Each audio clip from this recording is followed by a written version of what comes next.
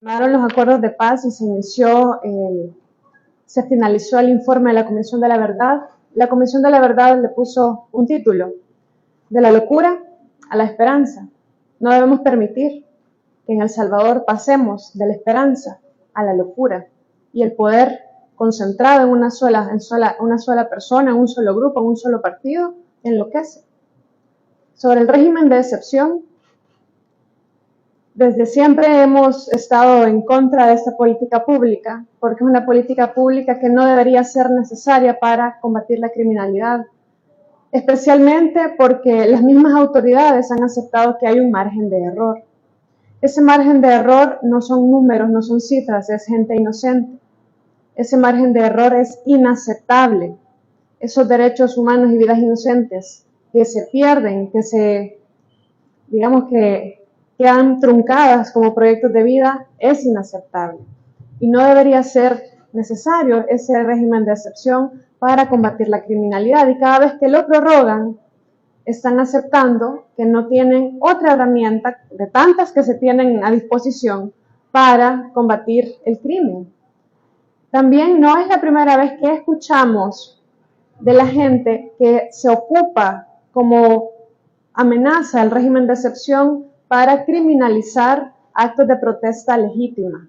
No es la primera vez. Y esta madrugada con los lamentables hechos, esta noche recién pasada con los lamentables hechos que vimos que también eso se está consolidando. Es importante también pronunciarme al respecto y condenamos, como partido Vamos, condenamos las detenciones arbitrarias realizadas esta noche pasada a los trabajadores de la alcaldía de Soyapango, incluyendo a su secretario general de Citrasoya. Condenamos esos hechos enérgicamente. Y también que la población salvadoreña vea y se dé cuenta cómo, por un lado, a la gente que defiende sus derechos se les criminaliza, se les maltrata, pero a los corruptos del oficialismo se les trata de una manera diferente. Si no, comparemos cómo se trató a la alcaldesa de Soyapango en su momento de la detención y cómo se trataron a los trabajadores. Está quedando en evidencia que están dispuestos a pasar por encima de todos los empleados públicos. Y creo que también pues, es importante que la población siga defendiendo sus derechos, porque no podemos permitir, como decía, que perdamos esa esperanza de un país donde la libertad de expresar y de defender nuestros derechos sea truncada. Y ante una fuerza desproporcionada se ve un miedo desproporcionado también.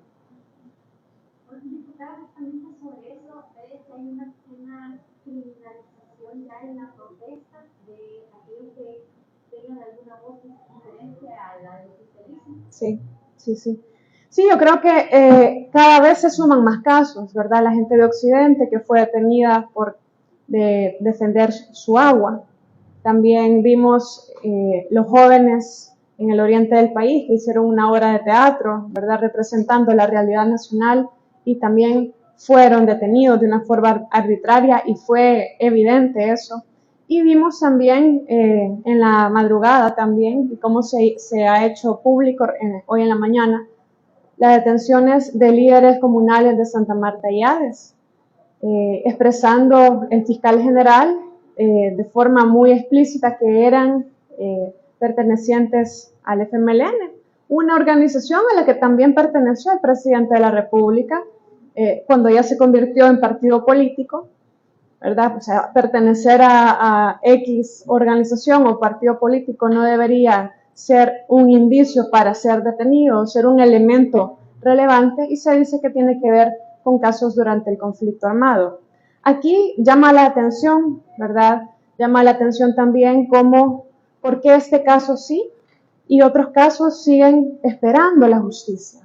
Porque si realmente hay una intención de hacer justicia con las víctimas de las graves violaciones a derechos humanos durante el conflicto armado, si quieren hacer justicia ante los crímenes de guerra, ¿por qué no se mueve la discusión de una ley de justicia transicional? ¿Por qué no se escucha realmente a las víctimas? ¿Por qué no se busca reparación integral y garantía de no repetición para sanar efectivamente esas graves heridas de nuestro país? Si es justicia selectiva, no es justicia realmente.